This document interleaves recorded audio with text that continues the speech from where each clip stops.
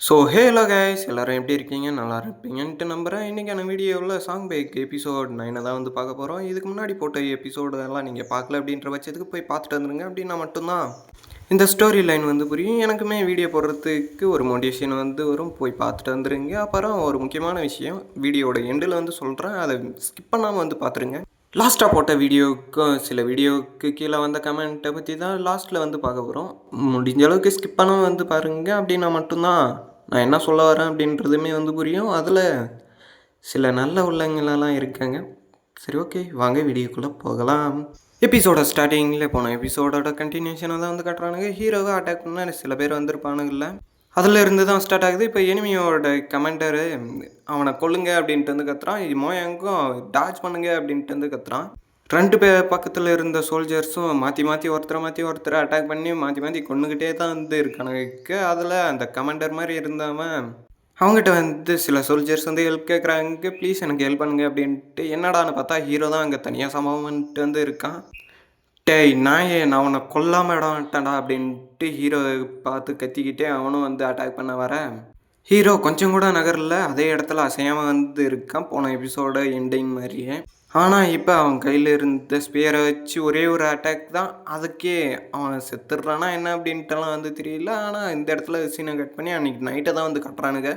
அன்றைக்கி night army கேம்ப்பை காட்டினா hero army கேம்பில் இல்லை, அதை விட்டு கொஞ்சம் தனியாக தான் வந்துருக்கான். தனியாக இருக்கும்போதே எதுக்காக இந்த வார் நடக்கணும், எதுக்காக இத்தனை பேர் வந்து சாகணும் அப்படின்ட்டு நினச்சிக்கிட்டு வந்து இருக்கான். பக்கத்தில் நடந்த விஷயத்த எப்படி அவனால் வந்து மறக்க முடியும்? கண்ணு முன்னாடியே சில சோல்ஜர்ஸ் வந்து இறந்துருக்காங்க அப்படின்ட்டு அவன் வந்து மனசுலேயே நினச்சிட்டு இருக்கான். நானுமே சில பேரை வந்து கொன்னேன், இல்லை அப்படின்னு நான் சொல்லலை.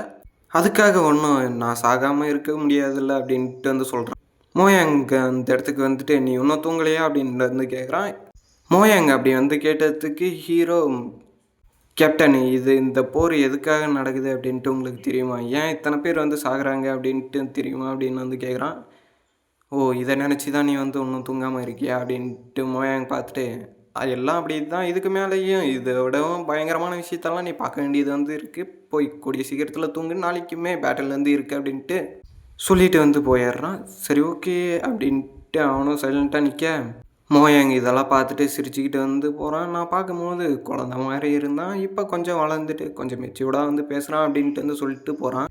மறுநாள் காலையில் பேட்டில் வந்து ஸ்டார்ட் ஆகுது. பேட்டில் ஸ்டார்ட் ஆன அடுத்த செகண்டே சில பேர் பாரபட்சமே இல்லாமல் கொலை வந்து படுறாங்க. இதை பார்த்தவங்களும் அவங்க யாரையுமே வந்து விட்டுறாதீங்க, எல்லாருமே கொள்ளுங்க அப்படின்ட்டு சோல்ஜர்ஸ் ஒரு பக்கம் மோயங்க ஒரு பக்கம்ன்ட்டு எல்லாருமே வந்து மாற்றி அடிச்சுக்கிறாங்க. மோயங்கிட்ட ஒருத்தன் வந்து நின்றுருக்கு. அதை பார்த்தவனும் செம கடுப்பில் வந்து கத்துறான். இவங்க இந்த மாதிரி சண்டை போட்டிருக்க லாங்கில் இருந்து ஒரு 3 பேர் அந்த ஃபூல்ஸ் எதுக்காக சண்டை போடுறோன்னு தெரியாமலே சண்டை போட்டிருக்கானுங்க அப்படின்ட்டு வந்து பேசுகிறான். தாடி வச்சவன் ஹல்க்கு மாதிரி பல்காக வந்து இருக்கான்ல, இவன் வந்து பேச ஸ்டார்ட் பண்ணுறான்.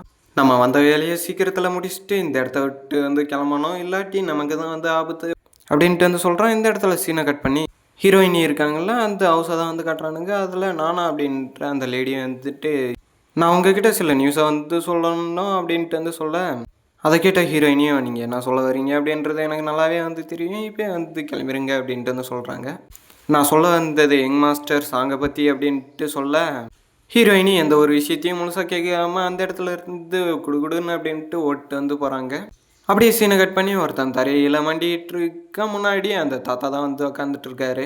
என்னது நீ சொல்கிறது உண்மையா அப்படின்ட்டு அவர் கொஞ்சம் பதட்டத்தோடு கேட்க, ஆமாம் அப்படி தான் வந்து சொன்னாங்க, சர்ச் பண்ணி பார்த்ததில் எங்கேயுமே யாரோட பாடியுமே வந்து கிடைக்கல அப்படின்ட்டு வந்து சொல்கிறான்.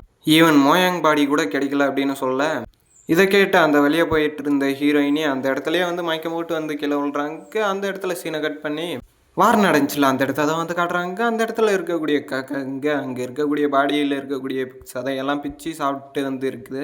அந்த பாடிக்கு சென்ட்ரலில் இருந்து ஹீரோ எழுந்து இங்கே யாருமே இல்லை அப்படின்ட்டு வந்து பார்க்குறான். பார்த்தவனும் எழுந்து அந்த இடத்த விட்டு செம காயத்தோடு வந்து போகிறான்.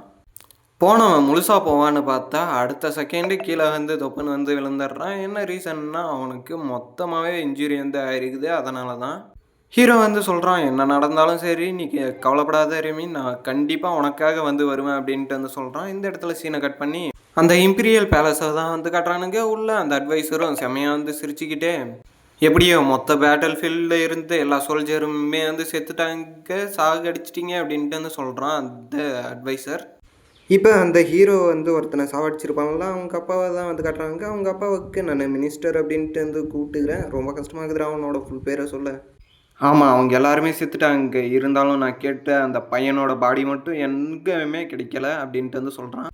இது அந்த சின்ன பையனோட பாடி உனக்கு கிடைக்கலையா, நான் கூடிய சீக்கிரத்தில் உனக்கு தேடி தரேன் அப்படின்ட்டு வந்து சொல்ல, மனசுக்குள்ளவே நீ போரிங்காக இருக்கடா சாங் பேக் அப்படின்ட்டு வந்து சொல்கிறான்.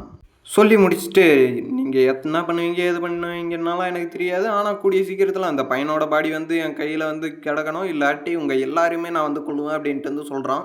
அதை கேட்ட சோல்ஜர்ஸும் சில கரகோஷத்தோட எஸ் சார் அப்படின்ட்டு வந்து சொல்கிறாங்க. இந்த இடத்துல சீனை கட் பண்ணி ஹீரோ ஏதோ ஒரு இடத்துக்குள்ளே வந்து நடந்து வந்து போகிறான். ஒரு இடத்துல வந்து நின்று ஹீரோவும் நான் வந்துட்டேன்டா சோ ஜாங் ஜாங் அப்படின்ட்டு வந்து சொல்கிறான். அந்த பவுலியனுக்குள்ளே தான் அந்த சோ ஜாங் ஜாங் அப்படின்றவன் வந்து சில பொண்ணுங்களோட இருந்து இருக்கான். அந்த பொண்ணுங்க கூட சேர்ந்து ட்ரிங்க்ஸ் பண்ணிக்கிட்டு கொஞ்சம் ஜாலியாக வந்து இருக்க, எல்லாத்து மேலேயும் முடிச்சுட்டு ஒரு கப்பில் சரக்கை ஊற்றிக்கிட்டு இன்றைக்கி ரொம்ப நல்லா போச்சுல்ல நாள் அப்படின்னு சொல்ல, மாஸ்டர் வெளியே எவனோ ஒருத்தன் வந்திருக்கான் அப்படின்ட்டு வந்து ஒருத்தன் வந்து சொல்கிறான். டேய் வெளியே எவன் வந்தா என்னடா, போய் தடுங்க போங்க அப்படின்ட்டு வந்து சொல்ல, அவன் எல்லா ஆர்மி மெம்பர்ஸையுமே வந்து அடிக்கிறான் அப்படின்ட்டு அவன் கொஞ்சம் பயத்தோடவே வந்து சொல்கிறான். ஓ அப்படின்னா நீ போய் வந்து தடு அப்படின்னு அவன் சொல்ல, நான் ஒன்றும் ரிட்டையர்டாக ஒன்றும் ஒரு வருஷம் தான் வந்துருக்கு, அதுக்குள்ளே நான் சாக வந்து விரும்பலை அப்படின்ட்டு வந்து சொல்கிறான். உள்ள கரெக்டாக ஹீரோ வந்து என்ட்ராக எல்லோரும் பயத்தில் உச்சா வந்து போயிடுறாங்க. டே நீ எப்படா உள்ளே வந்து அப்படி இப்படின்ட்டு ஒருத்தன் வந்து கத்துறான். அதாவது அந்த கம்ப்ளைண்ட் பண்ண இல்லாமல் கழுத்தோட ஒரே ஒரு வெட்டு, கழுத்து மட்டும் இல்லாமல் அவனோட ஆள்காட்டி விரலையும் சேர்த்து வந்து வெட்டுறான். பக்கத்தில் இருக்க பொண்ணுங்களெல்லாம் பயத்துலேயே வந்து போகிறாங்க. அந்த சோ ஜாங் ஜாங் அப்படின்றவனும் நீ எதுக்காக இங்கே வந்து என்ன கொள்ளணும் அப்படின்னு நினச்சேன்னா உனக்கு பின்விளைவு ரொம்ப மோசமாக இருக்கும் அப்படின்ட்டு வந்து கத்துறான் பயத்தில். இதே எனக்கு பின்விளைவுகள் பயங்கரமாக இருக்குமா அப்படின்ட்டு அவன் ஒரே ஒரு போடு தான், அவ்வளோதான், ஸ்பாட்டில் அவனுமே வந்து காலியாகிடுறான். ஹீரோ இந்த மாதிரி ஒருத்தரை மாற்றி ஒருத்தர் சம்பவம் பண்ணிட்டே இருக்க இதே இடத்துல சீனை வந்து கட் பண்ணுறாங்க. வேற ஒரு இடமெல்லாம் இல்லை, அந்த பவுலியனுக்கு வெளியே தான் வந்து காட்டுறாங்க. அந்த பவுலியன் வெளியே நிறைய பொண்ணுங்க பசங்க அப்படின்ட்டு போதையில் வந்து இருக்காங்க. அந்த இடத்துக்கு சில சோல்ஜர்ஸ் வர, ஏய் நீங்கள் யாரா இந்த இடத்துக்கெல்லாம் வரக்கூடாது அப்படின்ட்டு அந்த போதையில் கத்துறான். பார்த்தா அந்த இடத்துல ஒருத்தர் 2 பேர் வரல, 6 பேர்கிட்ட வந்து வந்திருக்காங்க. அந்த இடத்துக்குள்ளே போனவனும் இதுதான் இந்த பவுலியனா அப்படின்ட்டு அந்த பேரை வந்து பார்த்துட்டு ஸ்ட்ரைட்டாக வந்து அந்த பவுலியனோட ஹெட்டுக்கிட்ட வந்து போகிறான். அந்த ஹெட்டும் சில பொண்ணுங்க கூட வந்து அவங்களே வெல்கம் வந்து பண்ணுறாங்க.